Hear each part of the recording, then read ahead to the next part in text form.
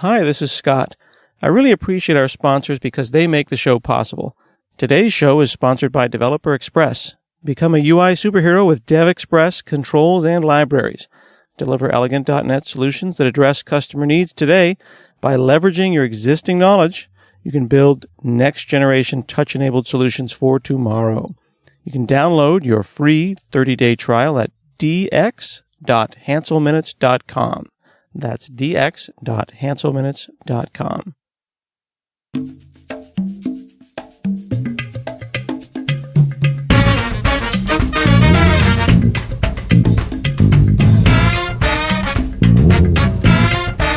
From hanselminutes.com, it's Hansel Minutes, a weekly discussion with web developer and technologist Scott Hanselman. This is Lawrence Ryan announcing show number 444. In this episode, Scott talks with Amir Rajan about what it's like to have the #1 app in the Apple App Store. Hi, this is Scott Hanselman. This is another episode of Hansel Minutes, and I'm talking with Amir Rajan about his #1 App Store application, A Dark Room. Thanks for chatting with me. Hey, Scott. How's it going?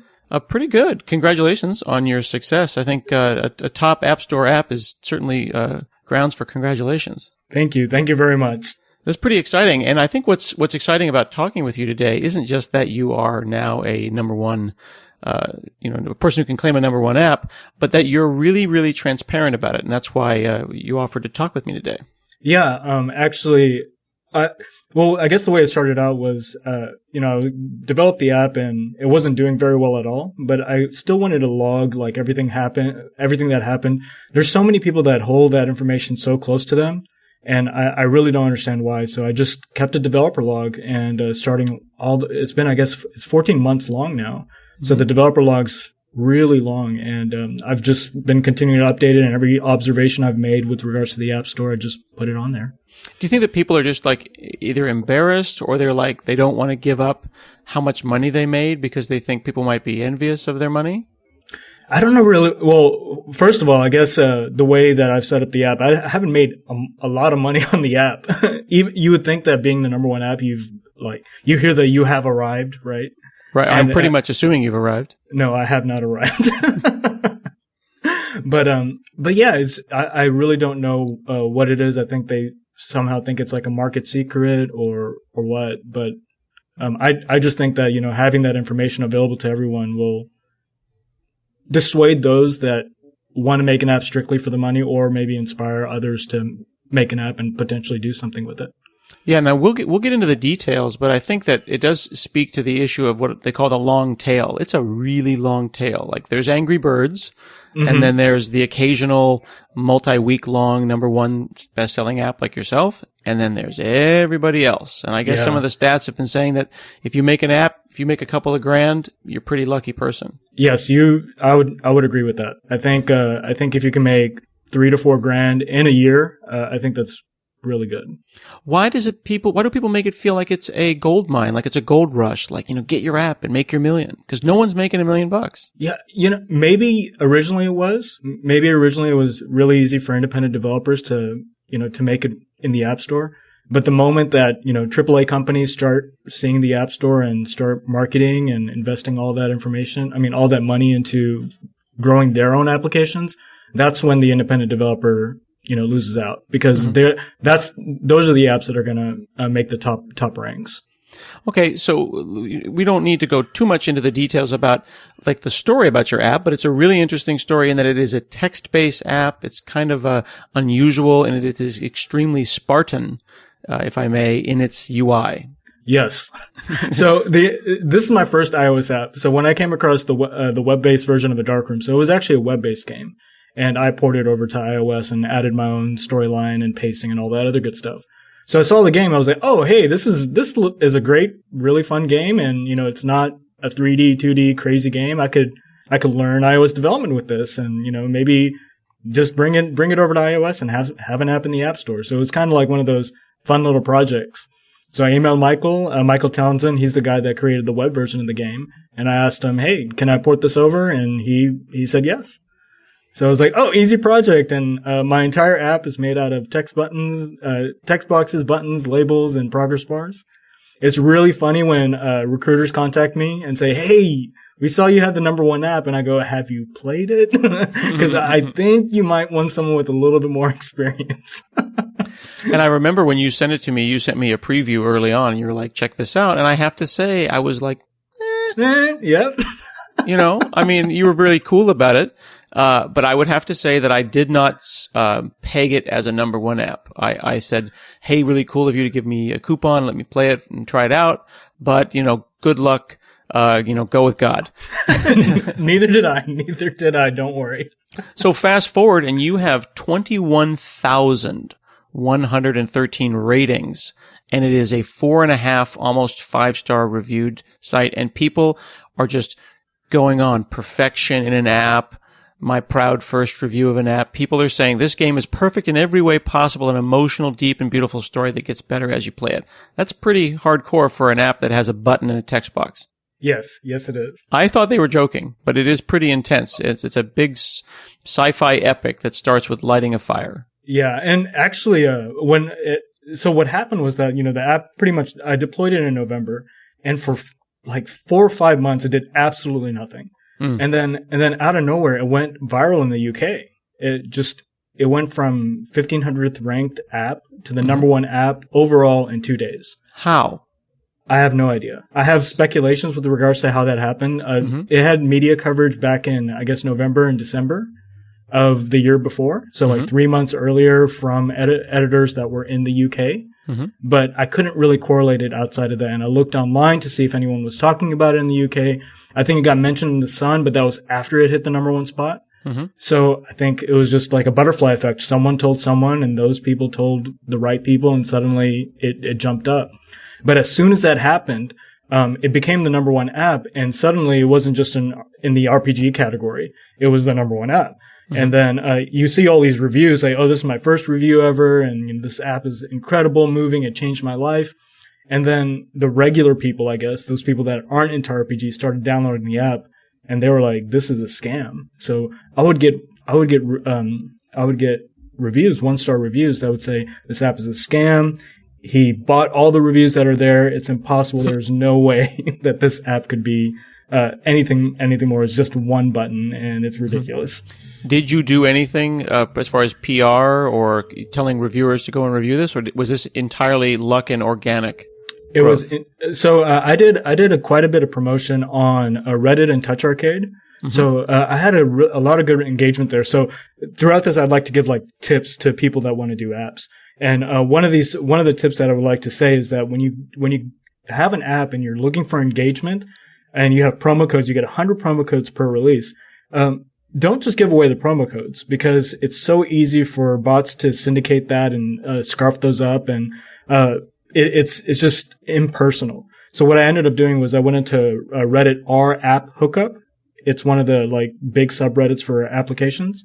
And what I would do is I would write on my developer blog, and then I would say, "Hey, I've got 10 promo codes to give away. If you read this blog entry and put a comment here showing me that you read the entry, then I'll give you a promo code."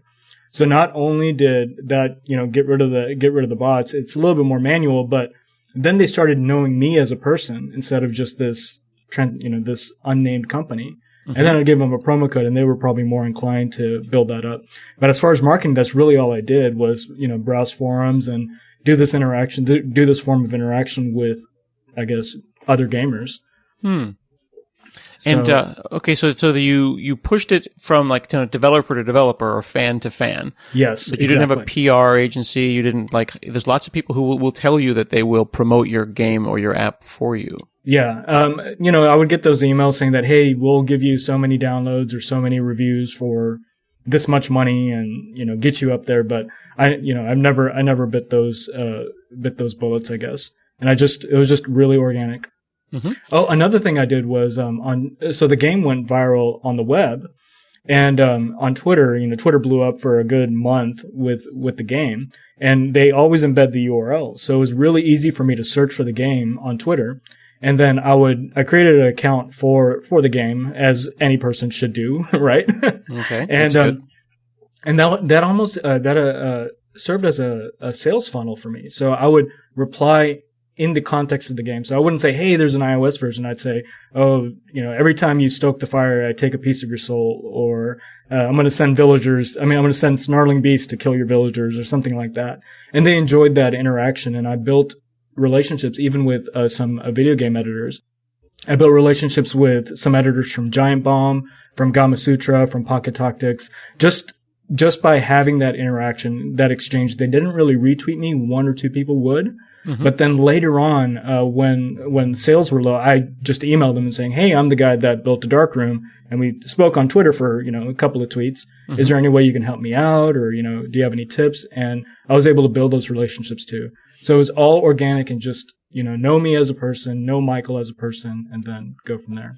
Well, I like that you're saying that your Twitter account stayed in the voice of the game, the same kind of writing, the same style, and it's got over 1,000 followers, and people are even now still interacting with the Twitter account. So that's a really good tip for people to understand. Now, Michael, your partner, made the web edition, and you ported it over to iOS and then kind of made it your own. But you worked out a split with him financially? Yeah. He basically gets, effectively it's a royalty. I call it a royalty payment. So he gets 50% royalty on his creation. Mm-hmm. And he handles a lot of the legal aspects too. So, trademarks and all that good stuff. Because effectively it's his work, and I'm paying him royalties for that. Mm-hmm. And what kind of downloads have you gotten? Like, there's really no way for me as a consumer to tell other than a lot of ratings. I'm assuming maybe 1 in 10 people rate, so a couple 100,000 downloads? It's 1%. So 1%. No way. Yeah. So I actually have a very high conversion rate. So your conversion rate for downloads is about 1 to 2%. Okay. So let me give you like a little bit of ranking idea. So you can, with that, you can actually tell how many downloads a game is making. Okay. So, at the top of your category, specifically RPG, and I'm going to pick RPG because it's more stable, being that, not very many RPGs come out, at least relative to like adventure games or puzzle games or all that stuff. Mm-hmm. But to get to the number one spot at the RPG category, you need to have a 4-day moving average. So it's based on 4 days. You need to have 4 days of downloads at around 300 to 400 downloads a day. That's not as big a number as I would think. When you see Apple people on stage talking about how big the App Store is and billions of this and millions of that, 600 downloads a day for a couple of days puts you number one. Puts you number one in your category.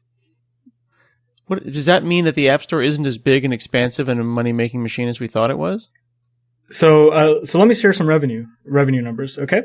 So where I'm at right now, I'm averaging about 500 to 600 downloads a day right now, which is nice. It's a good amount of passive income.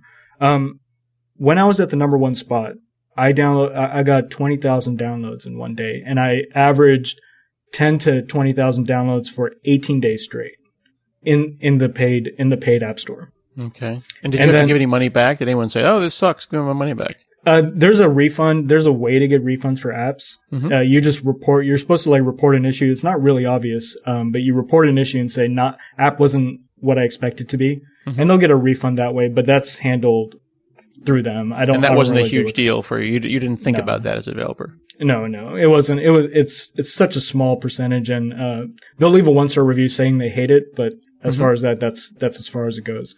So what happened was, you'll get 10 to 15,000 downloads a day at that spot. So if you look at the top 10 apps in mm-hmm. the paid section, that's what they're bringing in every day. Okay, so yours is a 99-cent game, so we'll figure $1, mm-hmm.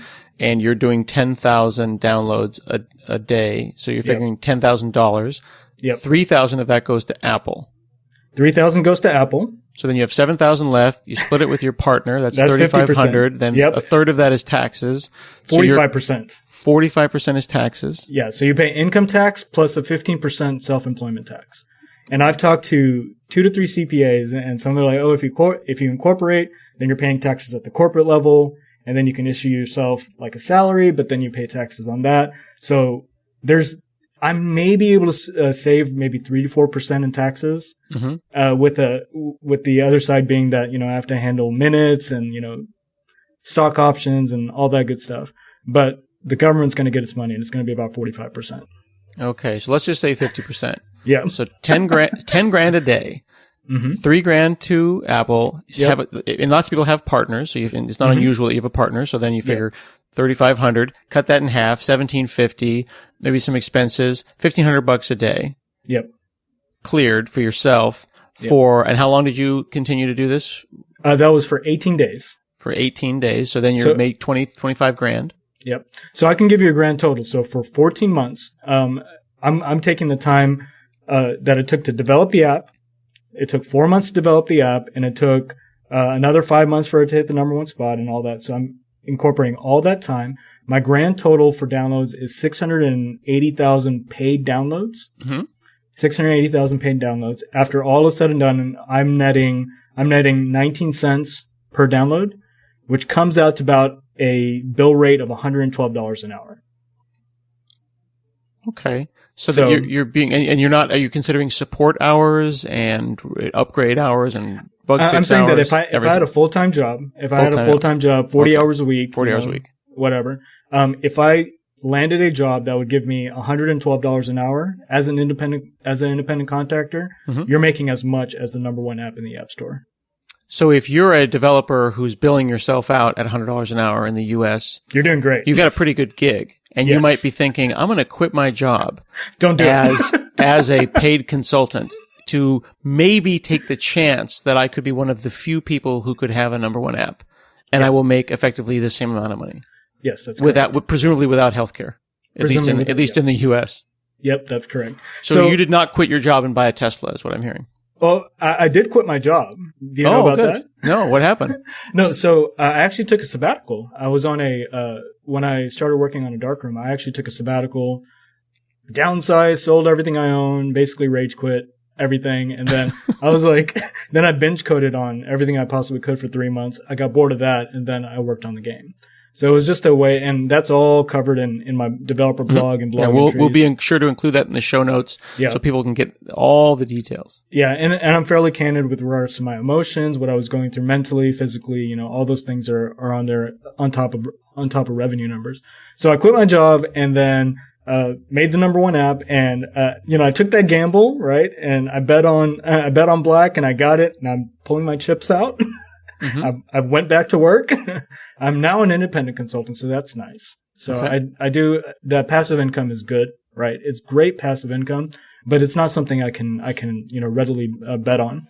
So what happened was about 2 months ago, and this is crazy. This is absolutely crazy how fickle the market is that you go from a number one app, and I expected that there would be some kind of leveling off, right? Something that I can count on, saying that okay, I can count on these downloads to be there for a long time.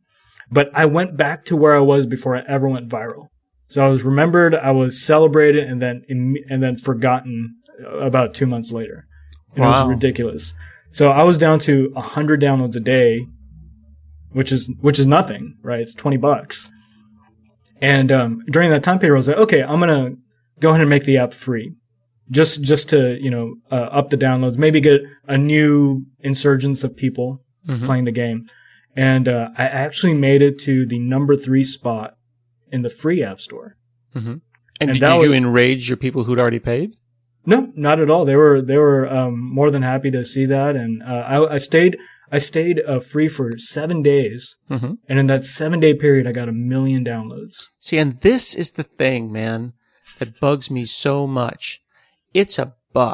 It's $1. It's $1, and these cheap will not pay a freaking dollar, and they will whinge about it, and they will write blog posts and books about how they will not pay it, and that you put it free though. I had a Windows phone app, very simple app, let you put your name on your lock screen. So if you lost your phone, it would show you your name on the lock screen, and it's very well designed and it's lovely, and people can download it. I had 300 downloads. 300 people paid 99 cents. I got frustrated. I said, well, I guess I'm not going to quit my job. I made it free. 600,000 downloads later. Someone's like, you should put ads in the thing. I'm like, no. I should just put my angry face in it, shaking my fist at the people. So I have ad numbers too. So I went through that mental exercise. Oh, you put ads in it? No, I was thinking about it. I was like, okay, good. what if I put ads? Mm-hmm. What if I could go back in time and I know the numbers now, right? So a free app will literally make an order of magnitude more downloads than a paid app. So I was like, okay, if I was a free app and I had like AdMob and I took their impressions and click-through rates, I talked to a few of my friends, got their click-through rates, and I was like, okay, let's see what this would look like. So your click-through rates are about 28% to 80%. I don't know how people get 80% click-throughs. It's insane. But I've heard especially people, on a game that you're presumably engrossed in. Yes, yeah. So one thing that, it breaks the spirit of the game. But if I were going to do it, at 80% click-through rates, it's like being a number one app at $2. So you are making 19 cents on a dollar game per person, and that then that revenue is once. Yes. You could make more than that money. You could basically make 40 cents on a person if you have high click-through rates. If you have a high click-through rate. And presumably continually. Well, yeah, it like depends it's just on over the life. replayability. You know what I mean? It's Yeah. just like over the life of the time that the person spends with the game. Yeah, it's basically, so the thing is you don't get very much money at all for impressions. You could have a bazillion impressions, if that's a real word, but it won't actually gain you any money. It's only if they click do you actually make money. So in retrospect, after having gone through all that you did, are you happy with pricing it at 99 cents or should you have made it free? I'm happy with that. Pricing it at 99 cents is equivalent to having a click-through rate about 58%. Okay. So there's more satisfaction. The game is the spirit of the game. It would be weird with a flashing, download Candy Crush at the bottom of your game. Yes, that's correct. That's correct. So, and that's the thing so the question is, how are people making so much money in the App Store? How are these people making in-app purchases? If you're going to do a free game and you're going to have in-app purchases, don't put an in-app purchase to remove ads because that's not really going to get you anything. You want to put in-app purchases in there that add to the experience, like a cool new weapon or faster bike or something like that. That's what people want to buy. And that's how that's how you can get, them to convert over to having in-app purchases. But if you're one of those developers that says, oh, I'm going to put ads and then I'm going to put an in-app purchase that removes the ads, it's not worth doing that. Right. And there definitely is, though, I would say, a pretty considerable backlash going on right now against in-app purchases.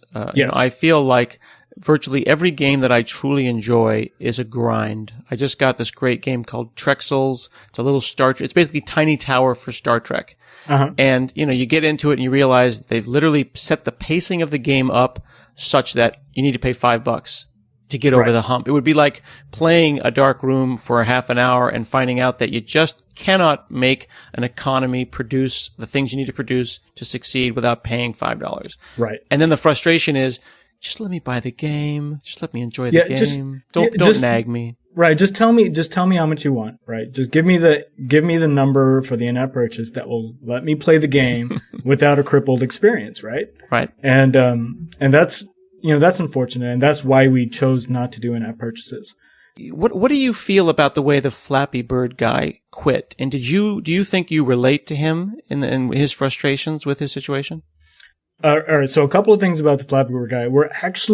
It's so cool to actually be able to say this. I feel like an imposter. I go through that imposter syndrome doing this. But we're actually in a private group where I can actually talk with the Flappy Bird guy. I can actually talk with him. It's really cool. Is there like a secret, Amex black card that you get when you get to be a number one app? They're like, here's the champagne room back here, and you can talk to Flappy Bird guy. I got invited to a gaming group, and he's part of it too. So, and he talked about Swingcopter when that came out also. So it was really cool.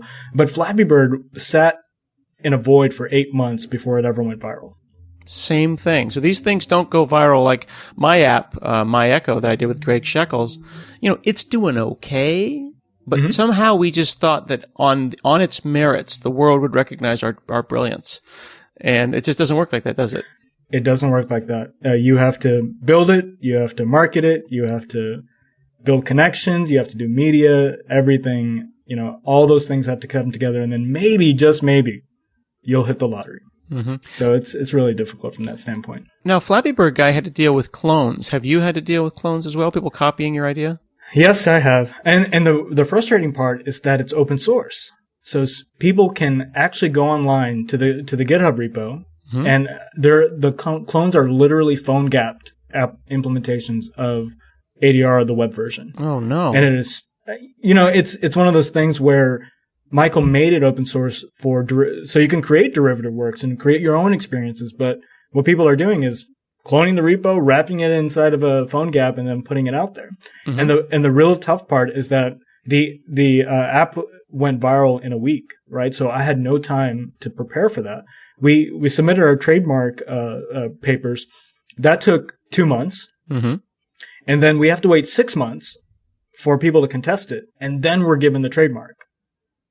So during that time period, and I've tried to bring them down on Google Play. I've tried to bring it down on iOS. I've tried to bring it down on Windows Phone, and all the forms pretty much say, we need your trademark number for you to contest this. And you can't. You can say, well, we have a common law trademark. We're protected based on that. It works on iOS because we're a number one app, right? So they've taken attention to us. But the other app stores, we're kind of stuck until we get those trademarks or make the official port and all that good stuff.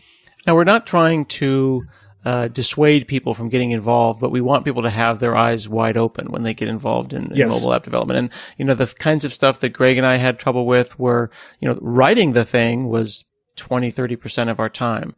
But business checking and LLCs and, incorporations and trademarks and all that stuff that's not fun, that doesn't compile, takes up your time, doesn't it?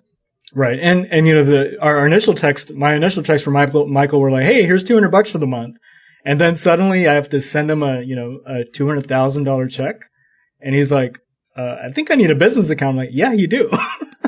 Well, and how does that work for you? If you're not partners, then you have to think about that. Like Greg and I, we made an LLC, made it, half and half. In this case, you have an expense to a contractor effectively. You're 1099ing him. A 1099 is a tax form for folks that aren't from the States, where you're going to have to basically say, one of my vendors provided me some value in the order of $200,000. Yeah. And the frustrating part is that he's in Canada. So I have to deal with it. So I have a CPA that handles all that. I'm glad for that part. But it, it's a wire transfer. It's $50 for the wire transfer. It costs him another $50 to pull the money out from the wire transfer. Nice. And it's, it's just, it's so weird. It's so weird. And again, it happened so quickly. We just had to create the partnership. So that's going to happen hopefully next year. And, we can work through that. And it's like, if I die or if he dies, how does the money get distributed? All that stuff. We haven't even worked it out. We have an email that says, yeah, I get 50%. Now you have another app, a prequel/sequel. It was just updated a couple of days ago, called The Ensign. That's correct. Now, is this a money grab? Is this a news story? How do I look at this application? So I had to be very careful not to make it a money grab, because even with the fans that you have, it's so easy to betray their trust. Mm-hmm. And it's happened a little bit. So, the Ensign is a prequel. It's a prequel to a Darkroom, and it talks about the events that happened directly before a Darkroom. Now, it is a remix of the engine that's currently in a Darkroom. Mm-hmm. So there are some aspects of it, but the narrative is the additional piece that adds that extra component to it. So you get that world that you traverse. You have a much more expansive world, more intricate dungeons, different types of gear, and some additional new game components and storyline. But that's effectively what that is. Did you do this on your own, or did you partner again with Michael? Well, this was on my own. This is inspiration that I had. I really love traversing the dusty path, and I was thinking about, hey, is there a good way where I can set it up to where I can make this really hard, and you have to play it. It's like permadeath and a real good roguelike like NetHack or something like that, and then build upon that narrative. And it looks like you're at the beginning of the grind on this one, because you've got 100 or so, 200 ratings as opposed to 21,000. So it hasn't really been discovered yet, has it? So more tips. I love these tips. Okay. So, one thing with the ratings, your ratings reset whenever you do a new release. Mm-hmm. And what I mean by that is that, it gets archived, but the front page or the App Store page only shows the current ratings for your new app. Well, I'm on the website right here, and I see current version, 24 ratings, all versions in aggregate, 183 ratings. Exactly. So what happens is that when an ADR released, I lost all the 15,000 ratings that we had. Oh no. And I was back to zero. Now the good news is that if you had a lot of bad ratings, that's a great way to shovel those under the rug. Mm-hmm. it's bad news if you have a lot of good ratings because they get shoveled under the rug. So does this mean you shouldn't necessarily be releasing every week? If you're low on the App Store, go ahead and release every week. Okay. That's not an issue. But if you're number one app, unless it's a bug, really think about it. I see. We didn't touch the game for 18 days, and that was frustrating. So what happened, though, was that we had all that media coverage come in. The New Yorker contacted us, Huffington Post, Business Insider, it was crazy, and we would do as many interviews as we could. And then we got to a point where we're like, why don't we just communicate directly with the fans? So if you beat the game, you get developer commentary from both Michael and I. And we have a direct tunnel, and we're increasing engagement. We have a direct tunnel to the fans. We speak to them. We talk about the development of the game, both of our stories, who we are. In audio or in text? How does that work in the game? In audio. So you win the game, which is entirely text-based, and it unlocks a special world where I can have you talking in the background and giving me like a commentary track, like a DVD. Yes, exactly. And then at the end of that commentary track, we request that you rate the game.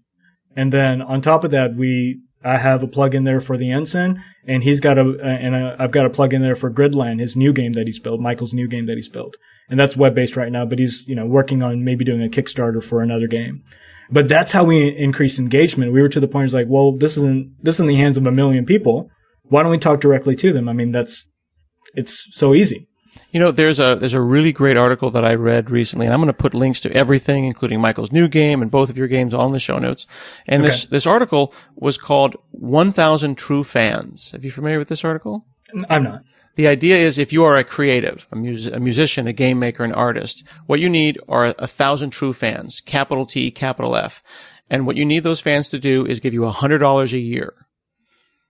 And $100 a year times 1,000 people, you get $100,000 and you can have a very, very comfortable life. So if they buy $100 of anything from you, whether it be t-shirts or swag or games or in-app purchases or mugs, whatever, you just need 1,000. Right. I thought that was a really interesting idea. And the technique that we used was that in the game itself, we just request, look, the game's $1. If you feel that you've underpaid, just gift the game to someone else. Because it's so easy to go into the App Store or go to the share button and gift any app. That is a really great idea. So you're basically saying, hey, you loved the game, you want to give us a pile of money, don't give a friend the game. Right. That's really clever. And a couple of my associates are like, I put $1 on the table and say, buy this game. And they won't take the $1, right? They'll just go in and buy the game. But the fact that someone would go out of their way to say, here's $1, buy the game. They would say, okay, I'll just buy the game. You have, that word of mouth is so powerful. So powerful.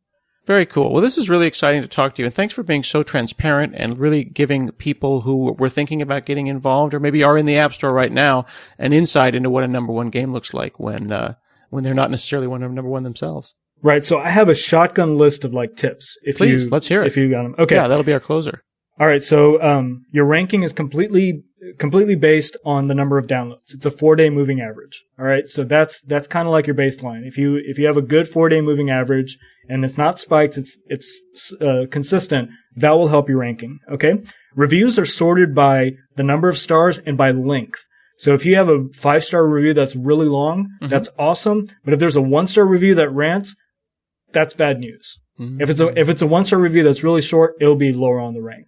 So it's ranked by 5-star and then linked, and then there's some threshold where the length of the review will trump the number of stars that are in there. Okay. So the top 5 apps in the paid section are averaging about 5,000 downloads a day. Okay. The top 5 apps in the free section are averaging 10 times that, so 50,000 downloads a day. So it's an order of magnitude for those things. So just be aware of that.